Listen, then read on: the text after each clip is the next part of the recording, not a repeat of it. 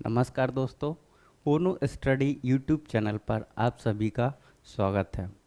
जैसे हम संसद पढ़ रहे थे और संसद के अंतर्गत हमने राज्यसभा की संरचना और लोकसभा की संरचना को देख लिया था, ठीक है।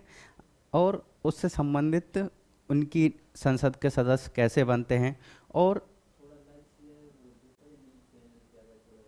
ओके, ठीक है।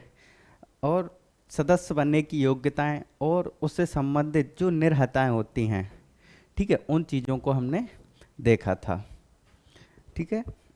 तो आज हम मंत्रिपरिषद और मंत्रिमंडल में अंतर देखेंगे कि मंत्रिपरिषद और मंत्रिमंडल में क्या अंतर होता है, क्योंकि कभी कभी सुनने में आता है कि मंत्रिपरिषद और मंत्रिमंडल।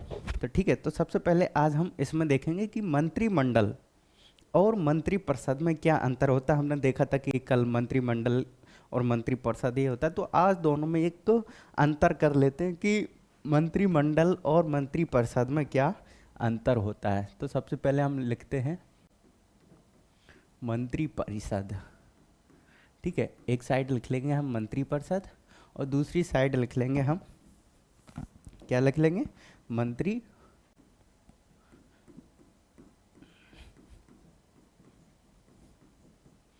मंत्रिपरिषद और मंत्रिमंडल, ठीक है। इन दोनों में आज हम अंतर देखेंगे कि क्या अंतर होता है इनमें, ठीक है। क्या देखेंगे, इन दोनों में मान लेते हैं हम अंतर देखेंगे कि क्या अंतर होता है, ठीक है। तो सबसे पहला मंत्रिमंडल और मंत्रिपरिषद में सबसे पहला जो अंतर होगा वो क्या होता है। सबसे पहले कि जो मंत्रिपरिषद होते हैं उसमें सभी स्तर के मंत्री आते हैं। क्या होते हैं, मंत्रिमंडल, इसमें क्या होता है, मंत्रिपरिषद में कौन कौन आता है। इसमें हम देखेंगे कि कैबिनेट स्तर के मंत्री भी आते हैं, ठीक है। इसमें हम देखेंगे कि जो राज्य मंत्री होते हैं, राज्य मंत्री भी इसमें आते हैं, ठीक है। और तीसरे प्रकार के जो मंत्री होते हैं जिन्हें हम उप मंत्री कहते हैं, वो भी इसके अंतर्गत आते हैं। किस में, मंत्रिपरिषद में, ठीक है। तो मंत्रिपरिषद में कौन कौन शामिल होता है। मंत्रिपरिषद में हम देखते हैं कि उसमें कैबिनेट स्तर के मंत्री शामिल होते हैं, उसमें राज्य स्तर के मंत्री शामिल होते हैं, उसमें उप मंत्री शामिल होते हैं, ठीक है। ये मंत्री होते हैं।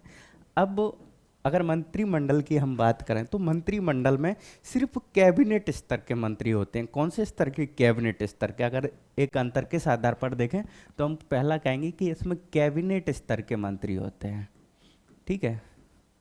कैबिनेट, कैबिनेट स्तर के मंत्री होते हैं, ठीक है। यानी कि जो कैबिनेट मंत्री होते हैं वो इसमें शामिल होते हैं, कैबिनेट मंत्री, ठीक। कैबिनेट मंत्री ऐसे होते हैं कि जिनके पास अपना खुद का विभाग होता है। अगर यहाँ विभाग से अर्थ निकालें तो विभाग का मतलब होता है कि उनके पास स्वयं का एक मंत्रालय होता है, ठीक है। तो इसमें केवल मंत्रिमंडल जो होते हैं वो वाले सदस्य होते हैं। तो पहला अंतर क्या हो गया कि मंत्रिपरिषद में क्या हो गया कि मंत्रिपरिषद में कैबिनेट स्तर के मंत्री भी शामिल है, राज्य स्तर के भी मंत्री शामिल हैं और उप मंत्री भी शामिल है, ठीक है। और जब हम मंत्रिमंडल की बात करें तो उसमें कैसे मंत्री शामिल हैं, सिर्फ कैबिनेट स्तर के मंत्री शामिल हैं। कैसे, कैबिनेट स्तर के, ठीक है। तो इसका मतलब है कि ये एक छोटी इकाई हो गई, छोटी इकाई हो गई ना, क्योंकि इसमें कम है, सिर्फ कैबिनेट स्तर के हैं। और ये कैसी हो गई, एक बड़ी संरचना हो गई। कैसी हो गई, ये बड़ी संरचना हो गई, ठीक है। तो हम कह सकते हैं कि जो मंत्रिपरिषद है, जो मंत्रिपरिषद है, ठीक है, दूसरा अंतर कहाँ हो जाएगा। अगर दूसरा अंतर देखेंगे हम तो दूसरा अंतर यही हो जाएगा कि ये बड़ी संरचना होती है और मंत्रिमंडल छोटी संरचना होती है, ठीक है। क्या हो जाएगा, ये सर्वाधिक अगर हम बताएं तो एक तो बड़ी संरचना, अगर एक अंतर निकालें तो यहीं से निकलेगा, ठीक है, कि एक बड़ी संरचना होती है और ये एक छोटी इकाई या छोटी संरचना होती है, ठीक है। तो एक अंतर ये हो गया। किस आधार पर? क्योंकि अगर हम इसकी बात करें तो इसमें 70 से 80 मंत्री शामिल होते हैं। कितने मंत्री शामिल होते हैं? या तो 70 होंगे, 70 से 80 के बीच में, ठीक है, 70 से 80 के बीच में मंत्री होते हैं इसमें, होंगे ना, क्योंकि इसमें देखो उप मंत्री भी शामिल है, इसमें राज्य मंत्री भी शामिल है, और इसमें केंद्रीय मंत्री भी शामिल है, सॉरी कैबिनेट मंत्री भी शामिल, तो एक बड़ी संरचना हो जाएगी। जब हम इससे तुलना करेंगे तो ये एक छोटी संरचना होती है, यानी कि इसमें 15 से 20 मंत्री होते हैं। कितने मंत्री होते हैं? 15 से 20 मंत्री होते हैं, यानी कि इसमें सिर्फ कैबिनेट मंत्री हो गए ना।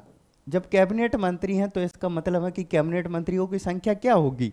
कम होगी, तो मंत्रिमंडल एक छोटा होता है, ठीक है। फिर क्या होता है? अगला अंतर देखते हैं कि ये एक सांविधिक निकाय है। कैसी है? मंत्रिपरिषद एक सांविधिक निकाय है, ठीक है। क्या है? सांविधिक निकाय है, ठीक है।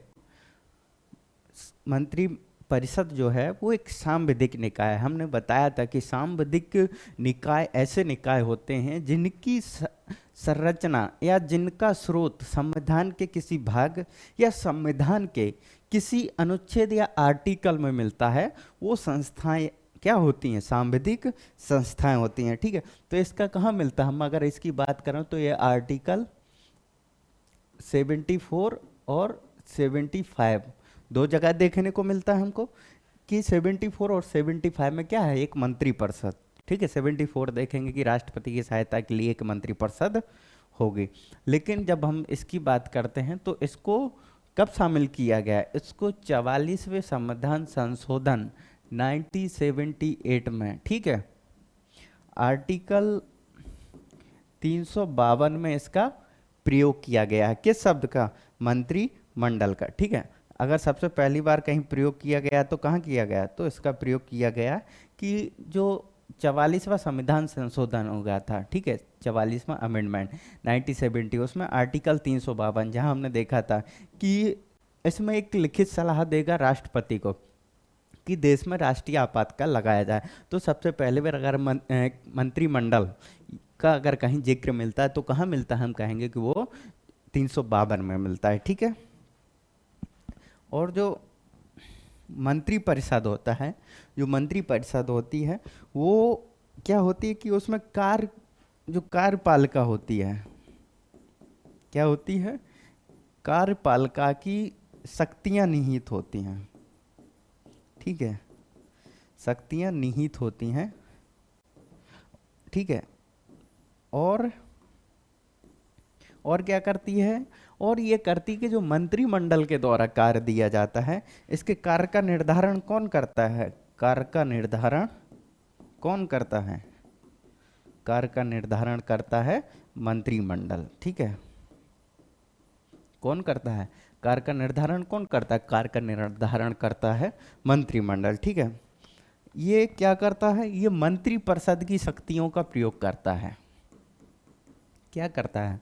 मंत्रिपरिषद की शक्तियों का प्रयोग करता है, ठीक है। क्या करता है? मंत्रिपरिषद की शक्तियों का प्रयोग करती है, ठीक है। कौन करती है? मंत्रिमंडल करती है, ठीक है। अब क्या होता है कि ये जो मंत्रिमंडल का निर्णय है ये या उसके कार्यों का जो निर्धारण करता है, कौन करता है? ये मंत्रिमंडल करता है। मंत्रिमंडल क्या करता है कि कुछ कार्यों का निर्धारण करके मंत्रिपरिषद को सौंप देता है, और मंत्रिपरिषद उन कार्यों का या निर्णयों का जो निर्धारण किए हैं तो उन निर्णयों का क्या करता है? वो कार्यान्वयन करता है, ठीक है। क्या करता है?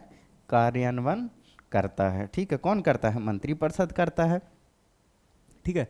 तो जो मंत्रिमंडल है एक्चुअली वो होता मंत्रिपरिषद ही, लेकिन उसमें से कुछ महत्वपूर्ण मंत्री 15-20 मिलके एक कैबिनेट बना लेते हैं, यानी कि वो सर्वोच्च हो जाते हैं। मंत्रिपरिषद में सर्वोच्च मान सकते हैं कि वो एक बड़ी संस्था है, वो इसके कार्य निर्धारण करते हैं, ठीक है। और उन कार्यों से या जो ये काम करते हैं तो उनके निर्णयों का और कार्यान्वयन का काम कौन करता है? मंत्रिपरिषद करता है, ठीक है। ये क्या करता है कि जो मंत्रिपरिषद द्वारा काम किए गए हैं उन कार्यों की ये निगरानी करता है। क्या करता है? निगरानी करता है। ठीक है, तो ये मंत्रिपरिषद और मंत्रिमंडल में अंतर था। तो एक बार इन अंतरों को हम एक बार और देख लेते हैं, क्योंकि अगर प्रश्न आएगा तो यहीं से निकलेगा, कहीं और से नहीं निकलने वाला। ठीक है, तो पहला था कि इसमें सभी प्रकार के मंत्री होते हैं। कौन कौन से होते हैं मंत्रिपरिषद में? हमने देखा था उसमें कि मंत्रिपरिषद में कौन कौन होता है? कैबिनेट मंत्री होते हैं। ठीक है, कैबिनेट मंत्री होते हैं, राज्य मंत्री होते हैं और उप मंत्री होते हैं। इतने 3 प्रकार के मंत्री होते हैं। ठीक है, और इसमें सिर्फ कैबिनेट स्तर के, अगर हम कहें तो क्या कहेंगे कि केवल कैबिनेट स्तर के मंत्री होते हैं।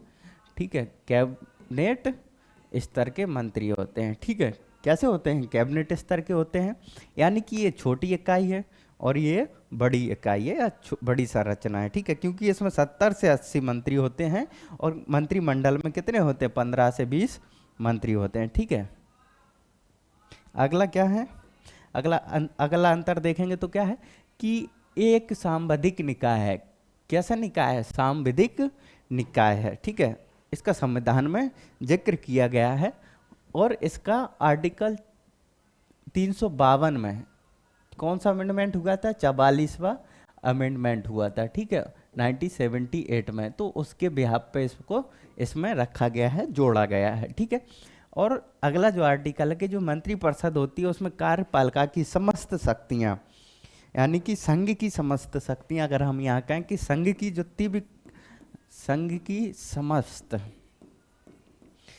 की समस्त कार्यपालिका की शक्तियां किस में निहित होती हैं? वो मंत्रिपरिषद में होती हैं।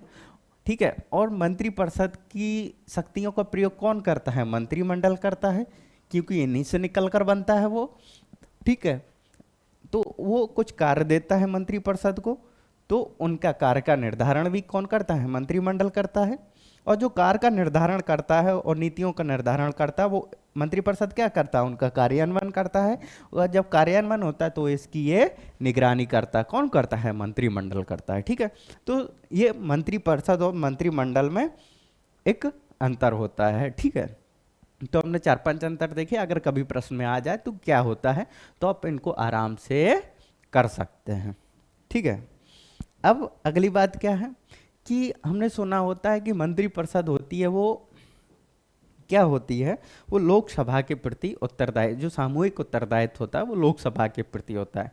तो हमने उत्तरदायित्व को देखा कि उत्तरदायित्व जो होता है वो 2 प्रकार का होता है। एक होता है व्यक्तिगत, कौन सा होता है? एक होता है व्यक्तिगत उत्तरदायित्व।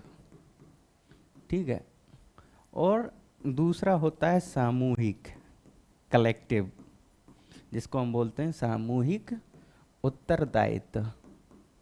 ठीक है, कलेक्टिव और सामूहिक उत्तरदायित्व। व्यक्तिगत का मतलब है जो किसी एक इंडिविजुअल से उत्तरदायित्व, जैसे व्यक्ति का परिवार के प्रति अलग होता है, पिता के प्रति अलग उत्तरदायित्व होगा, पत्नी के प्रति अलग उत्तरदायित्व होता है। ठीक है, तो ये व्यक्तिगत होते हैं। जैसे जब वो सांसद या संसद का सदस्य होगा तो उसका अलग से एक उत्तरदायित्व होगा कि वो राष्ट्रपति के प्रति होगा या अध्यक्ष के प्रति होगा। इसको अभी हम देख लेंगे। ठीक है, और सामूहिक क्या होता है कि हम सबकी एक रिस्पॉन्सिबिलिटी है, जो हमारा संगठन है, जो हमारा समूह है, जो हमारे सदस्यों का है, तो उनके भी एक क्या होती है? एक सामूहिक क्या होता है? एक सामूहिक जिम्मेदारी होती है, एक सामूहिक उत्तरदायित्व होता है, जिसे हम कलेक्टिव रिस्पॉन्सिबिलिटीज बोलते हैं। ठीक है, और एक क्या होती है? एक होती है व्यक्तिगत उत्तरदायित्व। ठीक है, तो सबसे पहले हम व्यक्तिगत उत्तरदायित्व की बात करें तो व्यक्तिगत उत्तरदायित्व में क्या होता है? व्यक्तिगत उत्तरदायित्व में क्या होता है? अगर हम व्यक्तिगत उत्तरदायित्व की बात करें तो क्या होता है? व्यक्तिगत उत्तरदायित्व में व्यक्ति क्या होता है कि विभाग का जो कर्मचारी होगा, क्या होगा? विभाग का कर्मचारी, जो विभाग का कर्मचारी होता है वो उसके द्वारा किए गए कार्य, जो वो कार्य करता है, किए गए कार्य क्या होता है? उनके प्रति वो उत्तरदायी होता है, ठीक है, उसके द्वारा किए गए उत्तरदायी होता है, ठीक है। और क्या होता है, एक सेकंड दोस्तों, ठीक है। और ये उसकी उत्तरदायित्व होती है राष्ट्रपति के प्रति, ठीक है। अगर उसकी कोई व्यक्तिगत उत्तरदायित्व होता है तो मानेंगे कि व्यक्तिगत उत्तरदायित्व किसके प्रति होता है, वो होता है राष्ट्रपति के प्रति, ठीक है। ये तो हो गया उसका, ये खुद के उससे होता है। मान लेते हैं कि कोई कार्य है, क्या है, कोई कार्य है और उसको क्या कहें कि मंत्रिपरिषद की उससे हुआ है, अनुमोदन से हुआ है, मंत्रिपरिषद के अनुमोदन से हुआ है, तो वो कार्य कैसा हो जाएगा, तो हम कहेंगे कि वो सामूहिक उत्तरदायित्व हो गया। क्या हो गया, सामूहिक उत्तरदायित्व। और सामूहिक उत्तरदायित्व किसके प्रति होता है, वो लोकसभा के प्रति उत्तरदायी होता है, ठीक है, लोकसभा के प्रति, ठीक है। अब समझ में आया कि जो विभाग का कर्मचारी होता है, जैसे अगर हम यहाँ कहें तो यहाँ मंत्री वगैरह जो होते हैं, जो स्वतंत्र प्रभार, जिनका एक खुद का मंत्रालय होता है, अगर वो उसके अधीन कोई कार्य करते हैं, उनके द्वारा किया गया कार्य तो किसके प्रति उत्तरदायी होंगे, वो वैसे पर्सनली किसके प्रति होते हैं, राष्ट्रपति के प्रति होते हैं। लेकिन जब उनके कार्य को मंत्रिपरिषद के अनुमोदन द्वारा किया जाएगा तो वो कैसा कार्य हो जाए, कैसा हो जाएगा, वो सामूहिक उत्तरदायित्व वाला हो जाएगा, यानी कि वो अब किसके प्रति होगा, लोकसभा के प्रति हो गया। तो जो मंत्रिमंडल होता है, जो मंत्रिपरिषद होती है, वो लोकसभा के प्रति उत्तरदायी होती है, ठीक है। और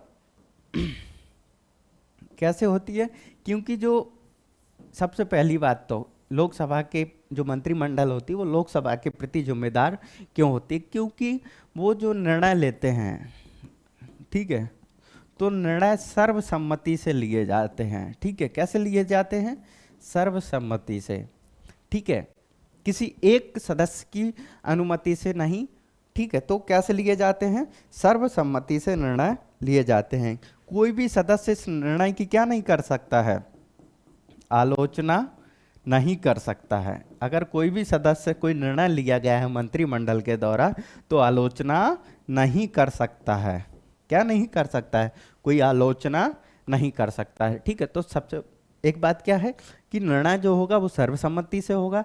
अगर निर्णय हो गया है तो कोई भी सदस्य उसकी आलोचना नहीं कर सकता है, ठीक है।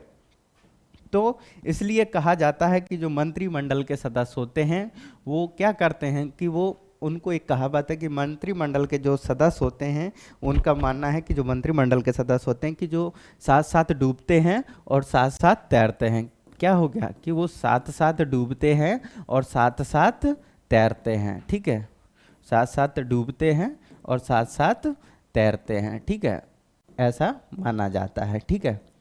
क्या माना जाता है कि वो साथ साथ डूबते हैं और साथ साथ तैरते हैं। साथ साथ डूबने का मतलब है कि अगर किसी एक सदस्य ने उस निर्णय के विरुद्ध मतदान किया या उसने त्यागपत्र दिया तो संपूर्ण मंत्रिपरिषद या मंत्रिमंडल को क्या देना पड़ेगा, त्यागपत्र देना पड़ेगा, ठीक है।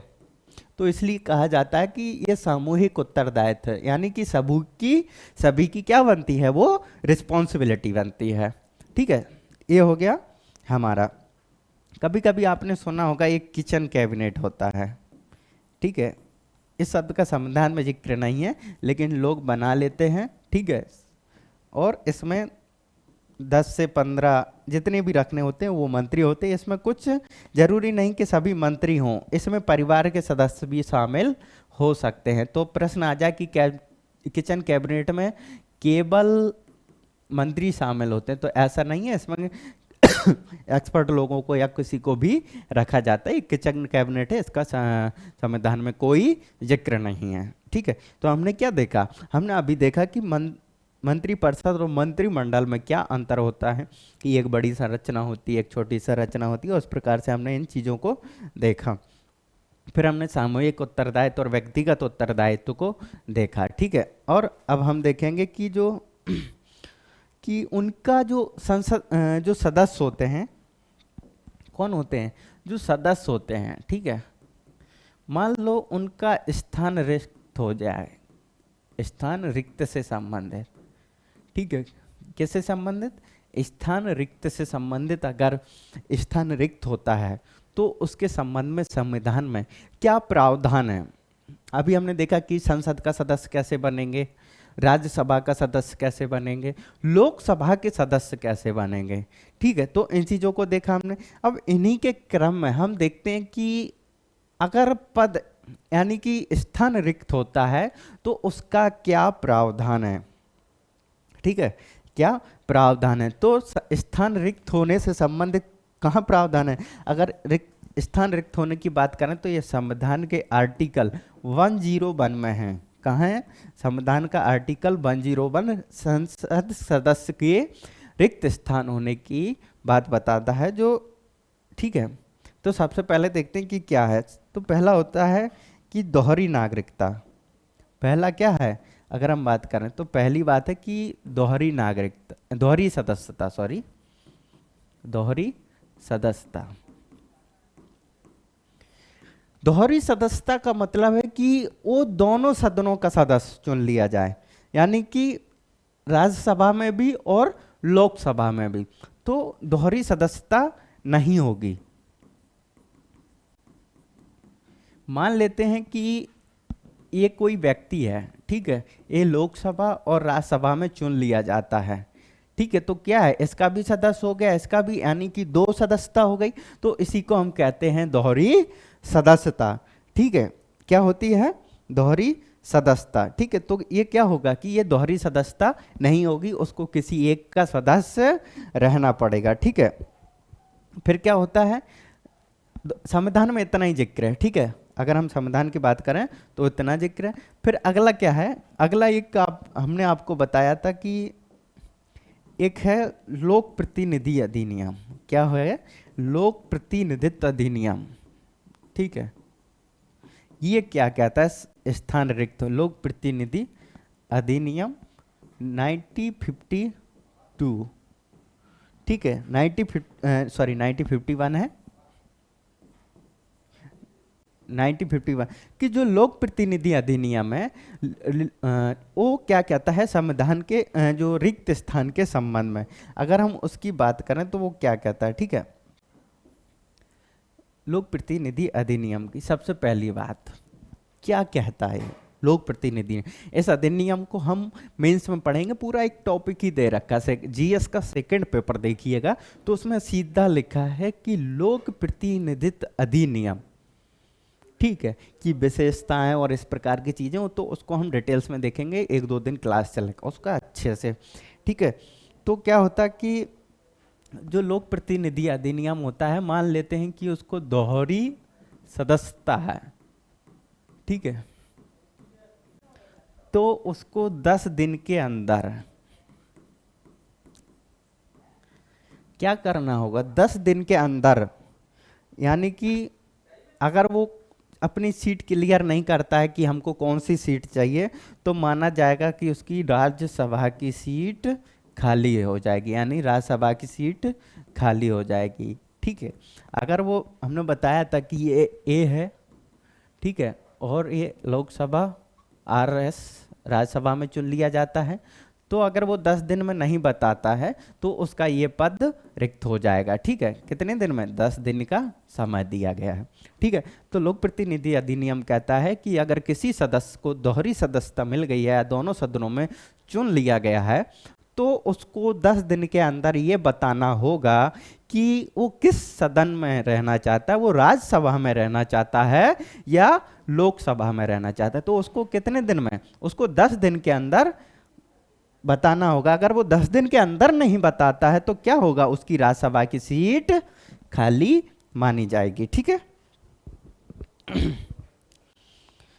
तो और फिर क्या होता है, दूसरी बात, अगर सदस्य दोनों सदनों में निर्वाचित होता है, दोनों सदनों में निर्वाचित होता है, क्या होता है, दोनों सदनों में निर्वाचित होता है, ठीक है। मान लेते हैं कि ये दोनों सदनों में निर्वाचित हो गया, ये व्यक्ति लोकसभा में भी और राज्यसभा में भी। अगर दोनों में निर्वाचित हो जाता है तो क्या होता है, तो उसका है कि जो पहला वाला है वो पद या रिक्त हो जाएगा। ठीक है, तो उसको दोनों सदनों में, तो वही दोहरी सदस्यता वाली बात यहाँ आ जाती है। ठीक है, फिर वही उसको 10 दिन के अंदर बताना होगा, नहीं बताना होता तो उसका राज्यसभा का पद खाली हो जाता है। ठीक है, अब तीसरा है कि मान लो कि वो विधानमंडल में भी चुन लिया जाता है। ठीक है, कहाँ, विधानमंडल में। ठीक है, अगर वहां भी चुन लिया जाता है तो क्या माना जाएगा, तो अगर वो इतने 15 दिन में नहीं बताता है, 10 दिन में नहीं बताता है, तो उसको विधानमंडल में चुनने के बाद कितना दिन का समय मिलता है, इसको 14 दिन का। अगर वो 14 दिन में ये पद नहीं छोड़ता है तो उसकी क्या होगी, सदस्यता समाप्त कर दी जाती है। ठीक है, क्या हो जाएगी, सदस्यता समाप्त हो जाएगी। ठीक है, अगर वो 14 दिन में अपना निर्णय नहीं देता है। अगर दोहरी सदस्यता की बात करें तो कितना है, उसमें 10 दिन है। अगर विधानमंडल में भी वो चुन लिया जाता है, निर्वाचित हो जाता है, तो क्या होगा, उसको 14 दिन के अंदर बताना होगा। अगर 14 दिन के अंदर नहीं बताता है तो उसकी सदस्यता समाप्त हो जाएगी। ठीक है, फिर अगला क्या है, लोक प्रतिनिधि अधिनियम अगली बात क्या कहता है कि ये कहता है कि अगर कोई सदस्य जो निरर्हता से संबंधित है, जो निरर्हता है आपकी, अगर उससे संबंधित कोई फॉल्ट पाया जाता है, कोई गलती पाई जाती है, तो वो सदस्य नहीं रहेगा और उसका पद रिक्त हो जाएगा। जैसे या तो वो आर्टिकल कितना 102 या 10वीं अनुसूची, 10वीं अनुसूची में हमने क्या देखा था, दल बदल। ठीक है, अगर वो दल बदल या जो संसद सदस्य की निरहता है, अगर इन दोनों आधारों पर वो दोषी पाया जाता है, ठीक है, दोषी पाया जाता है, तो क्या होगा, उसका स्थान रिक्त हो जाएगा। तो ये रिक्त होने की कंडीशन है कि कैसे कैसे व्यक्ति का पद रिक्त होगा। अगर 2 पे चुन लिया गया तो उसको किसी एक पे रहना होगा। अगर ऐसा नहीं करता है तो उसको 10 दिन के अंदर उसका राज्यसभा वाला जो पद होगा वो रिक्त हो जाएगा। ठीक है, ऐसे ही अगर वो विधानमंडल में निर्वाचित हो जाता है तो उसको 14 दिन के अंदर बताना होगा, और अगर नहीं बताता होगा तो उसकी सदस्यता समाप्त हो जाएगी।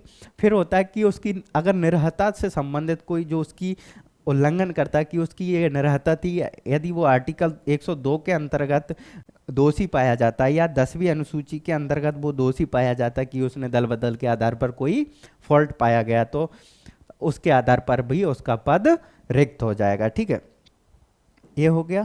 अगला क्या है, अगला है कि अगर वो जो संसद का सत्र चल रहा है, बैठक चल रही है, उसमें वो उपस्थित नहीं होता है, यानी कि अनुपस्थिति में।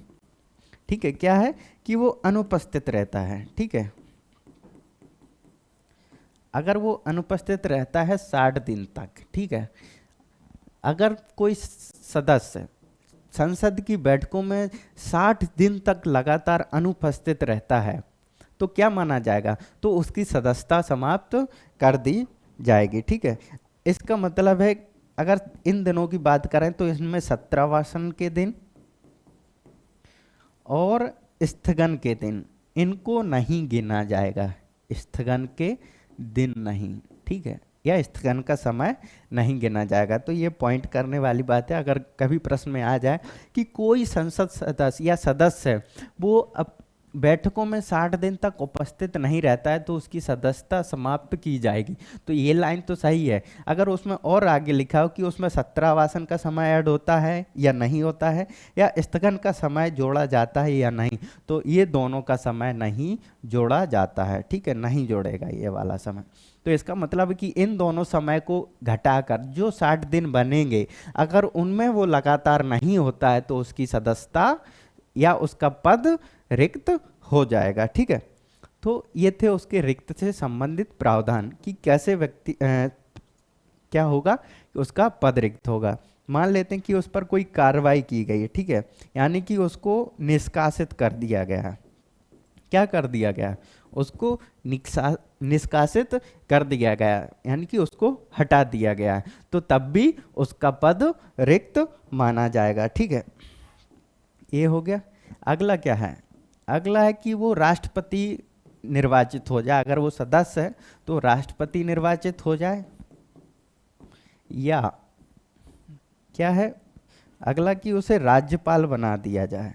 आपको पता है कि जो लाभ का पद होता है वो मंत्रियों, अगर कोई संसद सदस्य है तो उसको लाभ का पद नहीं माना जाता है। 52 ऐसे कुछ पद हैं, ठीक है। अगर उसको राज्यपाल बना दिया जाता है तो राज्यपाल बन गया तो उसकी यहाँ की सदन की रिक्तता खाली हो जाएगी कि नहीं? हो जाएगी, ठीक है। तो हम क्या पढ़ रहे हैं? हम यही पढ़ रहे हैं कि किसी सदस्य का कैसे रिक्त स्थान होता है, ठीक है। तो वही है कि वो या तो राज्यपाल बना दिया जाए या वो राष्ट्रपति निर्वाचित हो जाए। मान ले किसी का जो संसद सदस्य है राज्यसभा या लोकसभा का, उसको मन करे कि नहीं मुझे तो राष्ट्रपति बनना है, अगर वो राष्ट्रपति निर्वाचित हो जाता है तो उसका ये वाला पद रिक्त हो जाएगा। और कब होगा उसका रिक्त पद? और होगा उसका पद रिक्त कि उसको निर्वाचन आयोग उसकी जो अयोग्यता पर प्रश्न गलत ठहराए कि तुम अयोग्य हो। कौन? निर्वाचन, ठीक है। निर्वाचन उसके हुआ है, उसको अमान्य कर दे, ठीक है, तब भी उसका पद रिक्त हो जाएगा, ठीक है। तो हमने क्या देखा? हमने सदन के जो सदस्य होते हैं उनके पद से रिक्त होने से संबंधित चीज़ों को देखा। कौन कौन को देखा? एक बार इनको रिवाइज कर लेते हैं, क्योंकि यहाँ से प्रश्न बनेगा। हमने एक कहाँ से बताया था कि एक प्रश्न बनेगा आपका मंत्रिमंडल और मंत्रिपरिषद में अंतर से, ठीक है। और एक प्रश्न अगर बनेगा तो यहाँ से बनेगा सिंपली, ठीक है। तो ज़्यादा अंदर जाने की ज़रूरत नहीं है, ठीक है। तो अगर हम इनकी बात करें, ठीक है, तो स्थान रिक्त होने की बात की गई है, वो संविधान के आर्टिकल 101 101 में कही गई है कि पद रिक्त कैसे होगा या स्थान रिक्त कैसे होगा। तो ठीक है, तो सबसे पहली जो उसमें बात कही गई वो बात कही गई है कि दोहरी सदस्यता नहीं होगी। मतलब एक व्यक्ति एक समय में 2 सदनों का सदस्य नहीं हो सकता है, ठीक है, पहली बात। फिर आता है लोक प्रतिनिधि अधिनियम, ये सबसे महत्वपूर्ण अधिनियम है। यहीं से प्रश्न निकलते हैं अक्सर, आप चाहे पीटी देख लीजिएगा चाहे मेंस देख लीजिएगा, एक प्रश्न यहाँ से अवश्य बनना है क्योंकि टॉपिक में है, ठीक है, मेंस के टॉपिक में है। और जब मेंस के टॉपिक में है तो जो पेपर बनता है वो मेंस का सिलेबस ही देख के बनता है, जो जीएस का होता है। तो आपने अक्सर देखा होगा कि इस बार भी तो खुद से आया था क्वेश्चन, किसी भी ईयर का देख लोगे तो वहाँ से एक क्वेश्चन अवश्य मिलेगा। तो वहीं से वो भी मनाही करता है कि अगर कोई दोहरी सदस्यता हो जाती है तो उसको 10 दिन के अंदर अपना निर्णय देना होता है कि उसको किस सदस्य का सदस्य रहना है। अगर वो नहीं दे पाता है तो मान लिया जाएगा कि उसकी राज्यसभा की सीट रिक्त हो जाएगी, ये स्वतः हो जाएगा अगर वो 10 दिन के अंदर नहीं बताता है। जैसे हमने बताया कि ये ए नाम का व्यक्ति है, ये लोकसभा और राज्यसभा में चुन लिया गया, ठीक है। अब क्या होता है कि ये इसको समय दिया गया है 10 दिन का, लेकिन ये 10 दिन में नहीं बताता है, तो क्या होगा, इसकी राज्यसभा की सीट रिक्त हो जाएगी। अब ये कहाँ, अब ये सिर्फ लोकसभा में माना जाएगा, ठीक है। अगर दोनों सदनों में निर्वाचित हो जाए तब भी उसको एक पद की छोड़नी पड़ेगी, ठीक है। अगला क्या है? अगला है कि विधानमंडल, अगर वो विधानमंडल में हो जाता है तो उसे 14 दिन के अंदर बताना होता है, अन्यथा उसकी सदस्यता समाप्त हो जाएगी, तभी रिक्त हो जाएगा पद, ठीक है। अगर फिर उसकी निर्हता से संबंधित कोई प्रश्न उठता है, अगर हम निर्हता की बात करें, निर्हता का मतलब है कि वो इस पद के योग्य नहीं है, ये उसकी अयोग्यता। निर्हता, एक होती अर्हता, मतलब किसी पद को आहरित यानी कि ग्रहण करने की। तो 102 में क्या दी गई है? निर्हता। अगर वो इसके आधार पर निर्हरित पाया जाता है या संविधान की जो 10वीं अनुसूची है उसके आधार पर दोषी पाया जाता है तो उसका भी पद रिक्त हो जाएगा, ठीक है। अनुपस्थिति वाला है कि अगर वो अनुपस्थित है, ठीक है, क्या है? अनुपस्थित है। अगर वो 60 दिन तक अनुपस्थित रहता है बैठक में तो क्या माना जाएगा?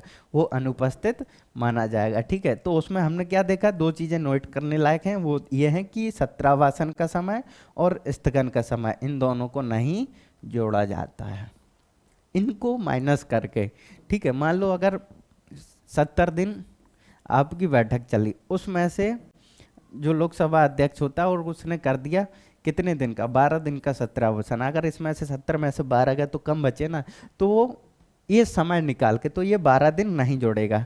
या मान लेते हैं स्थगन रहा 4 दिन का, तो 12 4 16 कितना होगा? 12×4 = 16।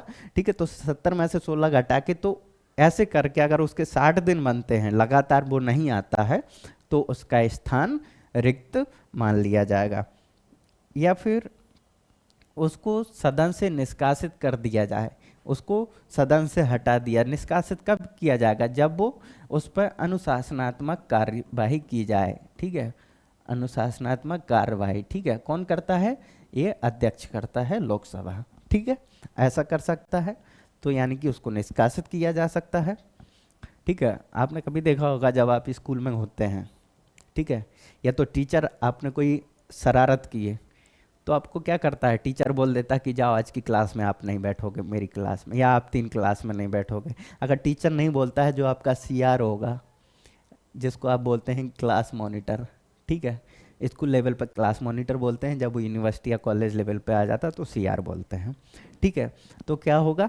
वो आपको निष्कासित कर देगा। ठीक है, कि आपने उद्दंडता की है तो आपकी सजा ये है कि आपकी 2 दिन की क्लास स्थगित कर दी जाती है, नहीं आएंगे आप। फिर अगला क्या है? अगला है कि वो राष्ट्रपति के पद पर निर्वाचित हो जाए। ठीक है, अगर कोई सदन का सदस्य है और वो राष्ट्रपति के पद पर निर्वाचित हो जाता है तो क्या होगा? उसका वो सदन वाला पद रिक्त हो जाएगा। ठीक है, अगला क्या है? राज्यपाल बना दिया जाए।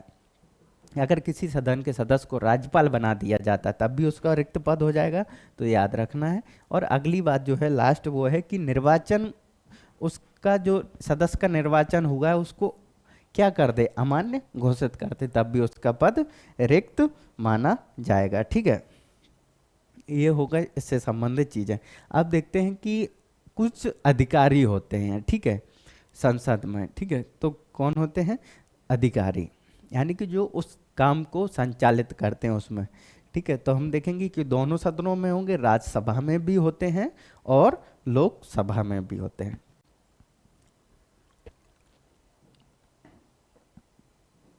ठीक है, तो अब हम देखते हैं कि जो राज्यसभा के अधिकारी, सबसे पहला टॉपिक क्या मानेंगे हम?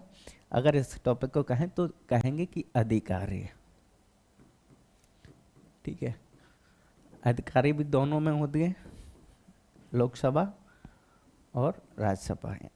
ठीक है, इनमें भी अधिकारी पाए जाएंगे। तो सबसे पहले हम देखते हैं राज्यसभा के अधिकारी। ठीक है, किसके देखेंगे? राज्यसभा के अधिकारी, कि राज्यसभा में कौन कौन से अधिकारी, अधिकारी वो होते हैं जो काम करते हैं। ठीक है, राज्यसभा के अधिकारी। आप भी एक अधिकारी बनेंगे किसी दिन, लेकिन आप कार्यालय के होंगे।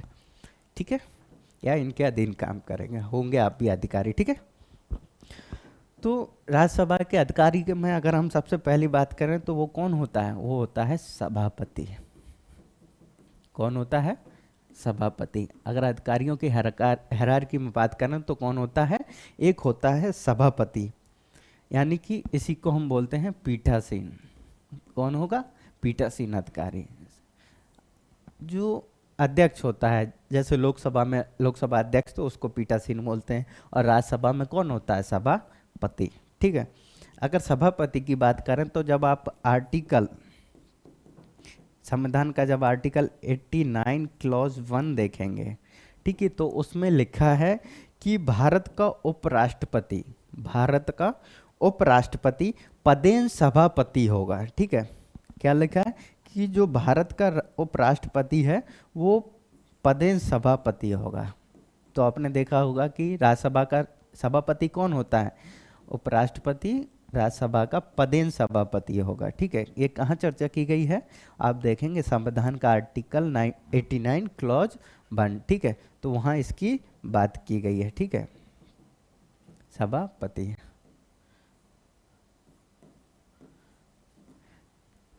कि अगर उपराष्ट्रपति है तो उसका कौन होगा? राज्यसभा का पदेन सभापति होगा। ठीक है, और जो सभापति होता है वो राज्यसभा का सदस्य नहीं होता। कौन नहीं होता है? राज्यसभा का सदस्य नहीं होता। एक बात याद रखना, राज्यसभा का सदस्य नहीं होता है। ठीक है, सदस्य नहीं होता है। ठीक है, उपराष्ट्रपति राज्यसभा का पदेन सभापति तो होता है, लेकिन वो राज्यसभा का सदस्य नहीं होता। वो क्यों? क्योंकि वो एक उपराष्ट्रपति है। क्या है?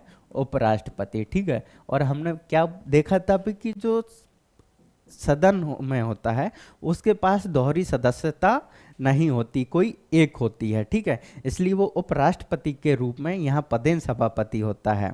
अगर वो राज्यसभा का सदस्य होगा तो उपराष्ट्रपति नहीं होगा, ठीक है। तो इसलिए वो क्या नहीं होता है, वो राज्यसभा का सदस्य नहीं होता है। प्रश्न में कभी कभी पूछ लिया जाएगा कंफ्यूजन के लिए, ठीक है। तो ये क्लियर याद रखना है कि वो राज्यसभा का सदस्य नहीं होता है, ठीक है।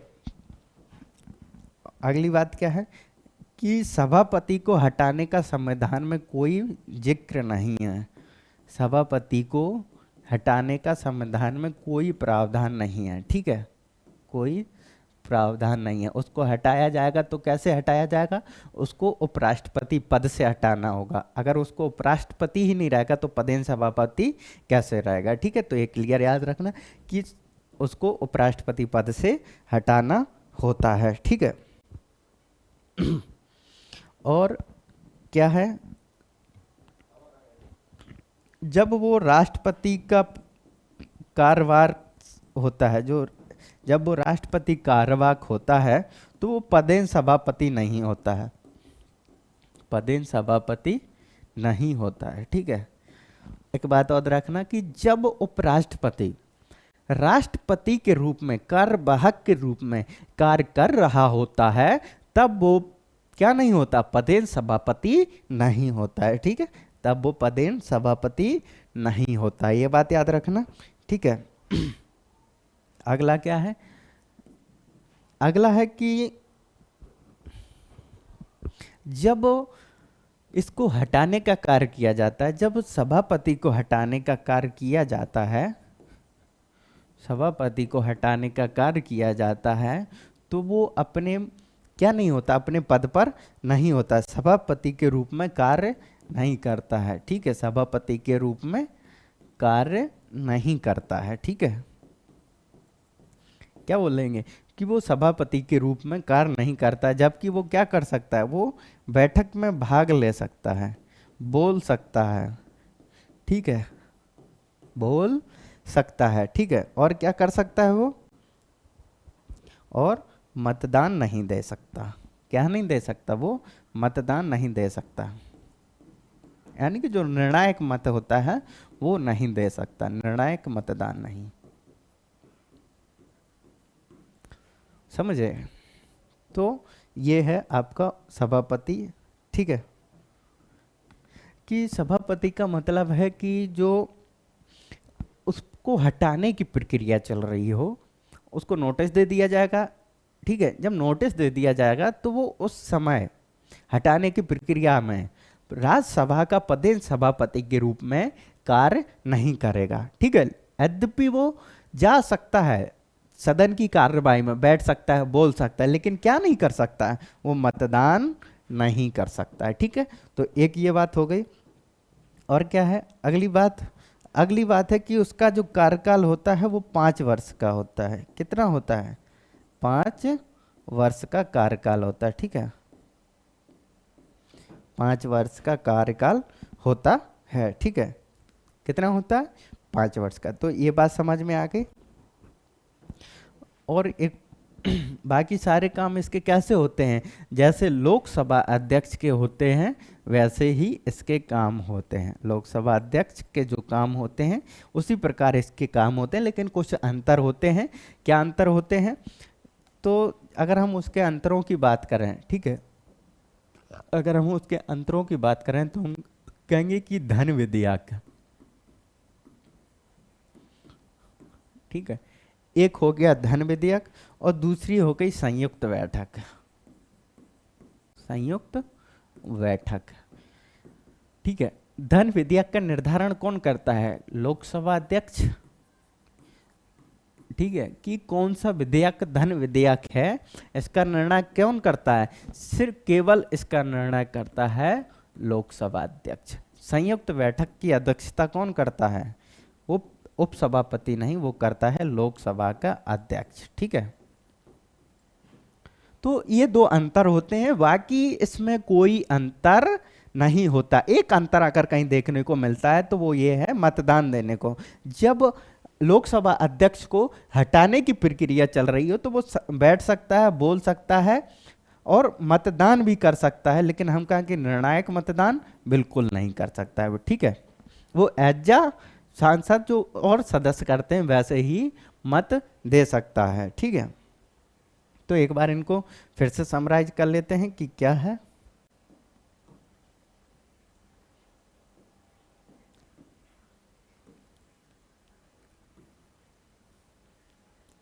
हम राज्यसभा के अधिकारियों की बात कर रहे थे, तो एक बार राज्यसभा के, ये तो होगा उपसभापति यानी कि उपराष्ट्रपति के रूप में पदेन सभापति होता है। अगला कौन होता है?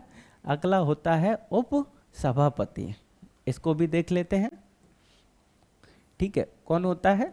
उप सभापति। उप सभापति कौन होता है? अगर इसकी बात करें तो उसकी कितने में है? आर्टिकल 89 क्लॉज 2 में इसकी बात कही गई है, ठीक है। और इसमें क्या होगा कि इसमें यथाशीघ्र, इसमें कही गई है कि यथाशीघ्र क्या होगा? यथाशीघ्र उपसभापति का चुनाव किया जाएगा, यानी कि यथाशीघ्र उपसभापति निर्धारित होगा। यदि कि उप सभापति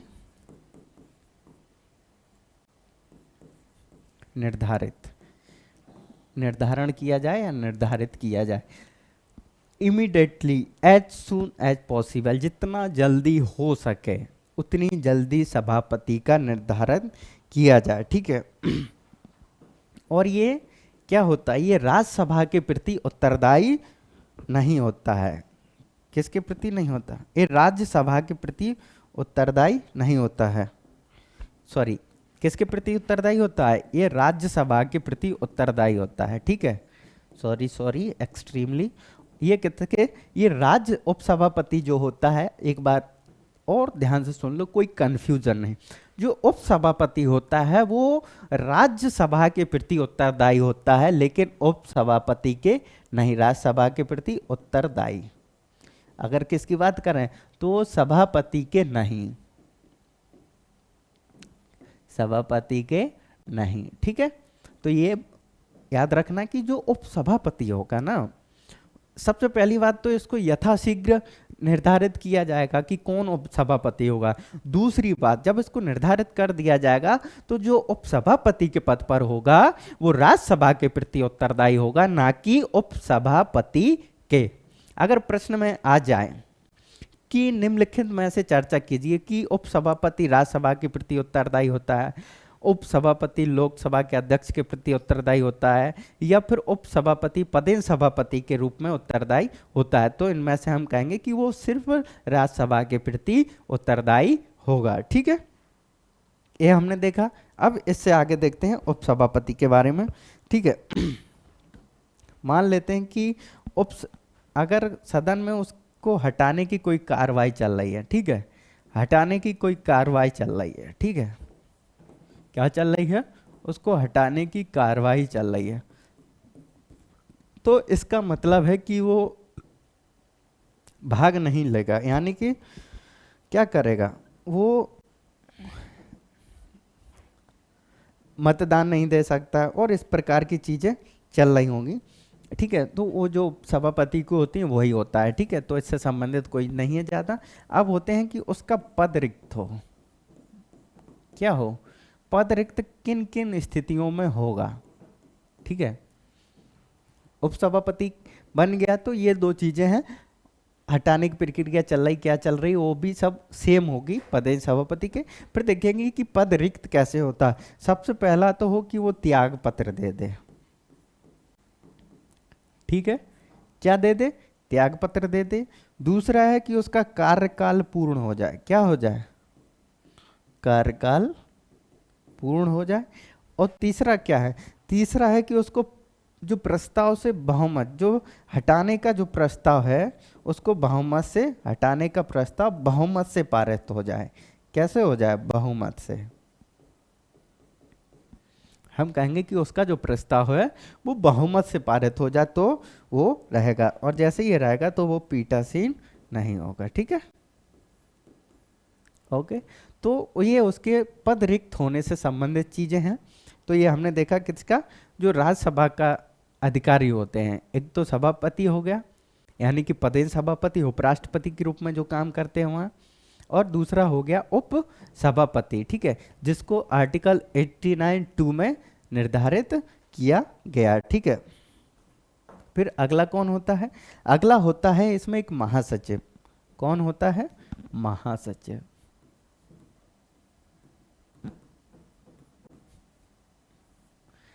कार्य के लिए हमने देखा इसका प्रयोग, इसका है आर्टिकल 98 में उल्लेख है। 98 आर्टिकल कहता है कि संसद के प्रत्येक सदन के लिए, हाँ ये बात याद रखना कि प्रत्येक सदन के लिए, प्रत्येक सदन के लिए अलग अलग है, प्रत्येक सदन के लिए अलग अलग क्या होगा? सचिवालय होंगे। क्या होगा? सचिवालय होंगे। और जो सचिवालय होंगे, जो सचिव होंगे, उनकी योग्यताएं व शर्तें, योग्यताएं व शर्तें संसद निर्धारित करेगी। संसद निर्धारित करेगी, ठीक है। तो आर्टिकल 98, अगर राष्ट्र जो अधिकारियों की बात कर रहे हैं, हम सदन के अधिकारियों की बात कर रहे हैं, तो हमने पहला देखा पदेन सभापति, दूसरा देखा हमने उप सभापति, और जो तीसरा आता है वो तीसरा आता है कि महासचिव। और महासचिव की अगर हम बात करें तो जो संविधान का आर्टिकल 98 है, संविधान का आर्टिकल 98 है, कौन सा है? आर्टिकल 98। अगर 98 की बात करें तो वो क्या कहता है? वो कहता है कि संसद के प्रत्येक सदन, अगर प्रत्येक सदन यानी कि लोकसभा और राज्यसभा, दो सदन होगा, कि अलग अलग, इसका भी होगा और इसका भी होगा, क्या होंगे? सेक्रेटरिएट होंगे। और जो सेक्रेटरिएट होंगे उनकी योग्यताएं व शर्तें कौन निर्धारित करेगा? वो संसद निर्धारित करेगी, ठीक है। अगर अगली बात करें, जो महासचिव होते हैं तो उनकी योग्यताएं व शर्तें कौन निर्धारित करता है? वो संसद निर्धारित करती है, ठीक है। तो हमने अभी तक क्या देखा? हमने अभी तक देखा कि जो सबसे पहले हम देखते हैं कि हमने मंत्रिमंडल और मंत्रिपरिषद में अंतर देखा था, ठीक है। क्या देखा था हमने? मंत्रिमंडल और मंत्रिपरिषद में अंतर देखा था, ठीक है। उसके बाद हमने क्या देखा? उसके बाद हमने देखा था इसमें कि जो निर्णय होगा वो कैसे होगा? सर्वसम्मति से, यानी कि कलेक्टिव रिस्पॉन्सिबिलिटी एंड व्यक्तिगत रिस्पॉन्सिबिलिटी को देखा था। फिर हमने देखा कि जो, एक सेकंड दोस्तों, यानी कि पद रिक्त से संबंधित चीजों को देखा था कि कैसे सदन के सदस्यों का पद रिक्त होता है। फिर क्या देखा था? फिर हमने देखा था कि अधिकारी कौन कौन से होते हैं लोकसभा में और राज्यसभा में। फिर देखते हैं, सबसे पहले देखा हमने राज्यसभा के अधिकारी। राज्यसभा के अधिकारियों में देखा सभापति, जिसे हम पीठासीन अधिकारी वो बोलते हैं, ठीक है, पीठासीन अधिकारी, ठीक है। पीठासीन अधिकारी को देखा हमने, और उसका जिक्र संविधान के आर्टिकल 89 क्लॉज 1 में देखा। उपराष्ट्रपति होता है, पदेन सभापति के रूप में काम करेगा। फिर देखे राज्यसभा का सदस्य नहीं होता, जब वो सभापति होता है तो राज्यसभा का सदस्य नहीं होता है। और फिर अगला क्या देखा? अगला देखा कि जो सभापति होता है उसको हटाने का कोई प्रावधान ही नहीं है संविधान में। उसको कब हटाया जाएगा? जब उपराष्ट्रपति को हटाया जाएगा। इसको हटाने की प्रक्रिया है, लेकिन सभापति को हटाने की प्रक्रिया संविधान में नहीं है। उसको जब हटाया जाएगा तो उसको एज अ उपराष्ट्रपति हटाया जाएगा, ठीक है। फिर क्या है कि राष्ट्रपति कार्यवाहक के रूप में जब काम कर रहा होता है उपराष्ट्रपति, जब राष्ट्रपति के कार्यवाहक के रूप में काम करता है तो वो पदेन सभापति नहीं रहता है। और जब सभापति को हटाने का क्या होता है, कार्य चल रहा होता है, तो वो संसद में बैठक में बोल सकता, भाग ले सकता, लेकिन मतदान नहीं कर सकता, यानी कि जो निर्णायक मत देता है वो नहीं दे सकता है। दूसरा कि 5 वर्ष का उसका कार्यकाल होता है, ठीक है। और अगर लोकसभा के जो इसके कार्य होते हैं, जो सभापति के कार्य होते हैं, ठीक है, जो सभापति के कार्य होते हैं वो कैसे होते हैं? वो लोकसभा के अध्यक्ष जैसे होते हैं। कैसे होते हैं? लोकसभा के जो अध्यक्ष के कार्य होते हैं वही इसके कार्य होते हैं, लेकिन दो चीज़ों में अंतर पाया जाता है, तीन चीज़ों में जो अंतर पाया जाता है। दो चीज़ों में कहाँ अंतर पाया जाता है? दो चीज़ों में जो अंतर पाया जाता है वो अंतर पाया जाता है, पहला है धन विधेयक को लेकर, दूसरा है संयुक्त बैठक को। पहला कौन सा है? धन विधेयक, और जो तीसरा है वो है संयुक्त बैठक। इन धन विधेयक को कौन निर्धारित करता है? तो धन विधेयक को केवल लोकसभा अध्यक्ष निर्धारित करता है कि ये धन विधेयक है या नहीं है। ये लोकसभा क्या करता है? लोकसभा का अध्यक्ष करता है कि ये धन विधेयक है या नहीं है। दूसरी कि अगर संयुक्त बैठक हो रही है, हम देखते हैं कि संयुक्त बैठक कब होती है? जब राष्ट्रपति उसको बुलाए, पहला जब सत्र लगता है तब बुलाता है, या फिर किसी विषय को लेकर मतभेद हो जाता है तब वो क्या करता है? तब वो संयुक्त बैठक बुलाता है, और संयुक्त बैठक की जो अध्यक्षता करता है वो लोकसभा अध्यक्ष करता है। ठीक है, ये हो गया। फिर हमने क्या देखा? फिर हमने देखा कि उपसभापति होता है, यानी कि सभापति के बाद क्या होता है? उस सभापति के बाद आता है उपसभापति। इसका आर्टिकल 89 क्लॉज 2 में है। इसका मतलब है कि एज सून एज, जितनी भी जल्दी हो सके उतनी जल्दी उपसभापति का निर्धारण कर लिया जाए। ठीक है, और जब होता है तो वो क्या होता है? हम कहेंगे कि जो उपसभापति होता है वो राज्यसभा के प्रति उत्तरदायी होता है। किसके प्रति उत्तरदायी होता है? राज्यसभा के, यानी कि सभापति के नहीं। ठीक है, अगला क्या है कि जब वो उसका पद रिक्त हो तो पद रिक्त तीन तरीकों से हो सकता है। यदि उसका त्यागपत्र हो जाए, यदि उसका कार्यकाल पूर्व हो जाए। कार्यकाल देखेंगे तो 6 वर्ष का होता है। कितना होता है? 6 वर्ष का होता है। और हटाने का जो प्रस्ताव लाया जाता है तो उस समय वो पीठासीन नहीं होता है। ठीक है, अगर हम सभापति के कार्यकाल की बात करें तो कितना होता है? सभापति का होता है 5 वर्ष और इसका देखें तो 6 वर्ष। तो इसका मतलब जो राज्यसभा के सदस्यों का कार्यकाल होता है वही उपसभापति का कार्यकाल होता है। ठीक है, ये हो गया। अगला क्या था? अगला देखा था हमने सचिव, महासचिव देखा था। और जो महासचिव का जो जिक्र किया गया संविधान वो 98 में किया गया। आर्टिकल 98 कहता है कि संसद के प्रत्येक सदन के लिए अलग अलग सचिवालय होंगे, यानी कि लोकसभा और राज्यसभा के लिए उनके पृथक पृथक सचिवालय होंगे। और जो सचिवालय में जो सदस्य होंगे, जो भी अधिकारी होंगे, उनकी योग्यता और शर्तें निर्धारित कौन करेगा? वो संसद करेगी। ठीक है, तो ये दोनों में अंतर है। और ये महासचिव में यही जब लोकसभा की बात करेंगे तो वो भी यही 98 में बात करेगा और यही बोलता है कि दोनों के लिए अलग अलग होंगे। ठीक है, जब हम लोकसभा के अधिकारियों की बात करते हैं तो उसमें आता है एक प्रोटेम स्पीकर आता है।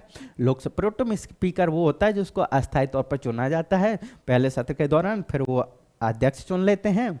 तो ये चीज़ें होती हैं कि उसमें भी लोकसभा अध्यक्ष होते हैं। अध्यक्ष का क्या कार्यकाल होता है, क्या क्या शक्तियाँ होती हैं, तो इन चीज़ों को भी देखेंगे।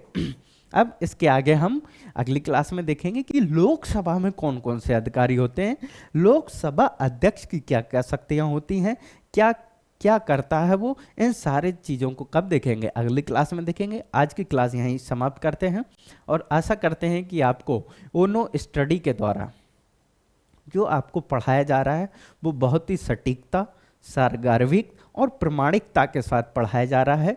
तो हम आशा करते हैं कि ये चीज़ें आपको अच्छी लगी होंगी और आप चैनल को अधिक से अधिक शेयर करें और कोशिश करें कि इसको अधिक से अधिक सब्सक्राइब करें।